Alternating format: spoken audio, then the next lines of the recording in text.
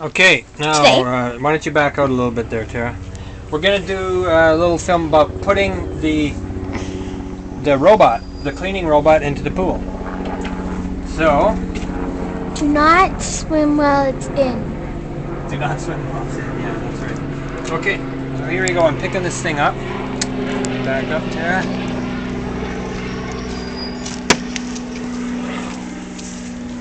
And yeah, you're dragging that cord behind you. I like to leave the cord sort of laid out rather than coiling it up and stuff. I tend to leave it so it's sort of spread out. So I just let it follow me all the way into the pump house. The trick here, it's kind of medium heavy. It's not too bad. You drop it in the pool. Don't just throw it in the pool. Just let it in like that, and then just let it sink in. Now, as far as you want to point the camera back at me, Tara? Yeah. As far as this cord goes. Oh my god, I just hurt. I like to have this cord. I'll leave a little bit on here, but just sort of leave it loose. If the vacuum decides it needs a little bit more cord, it'll pull it out. Next thing is, there is this on-off switch on this thing, but I tend not to use it actually. It's kind of down there, and I'm getting old. I don't like bending over all the time. And plus, this is a really visual way of me knowing from the house. You want to point it at me?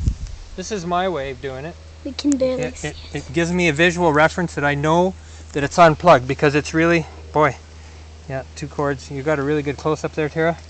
Well, they can't see it because their hands are hiding. So yeah, the reasoning behind that is that you really know that it's off when it's off, because you don't want the cord being plugged in while the vacuum is in the pump house, because if we get a power off and on, that vacuum will start up inside the pump house, and that's real bad because then it just drives itself off the ledge and could get wrecked and stuff.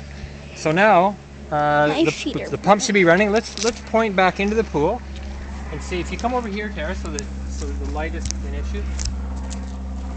Yeah, I don't know if you can tell in the movie, but the pump's already starting to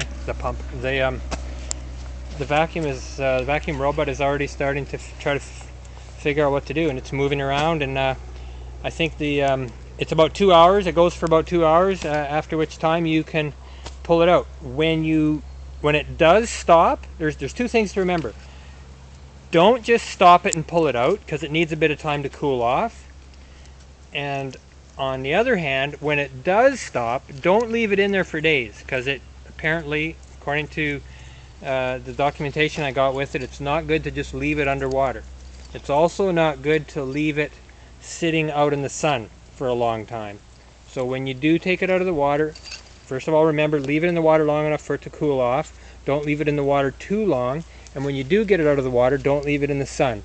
So I recommend like getting it into the pump house rather than leaving it out in the sun for a long time.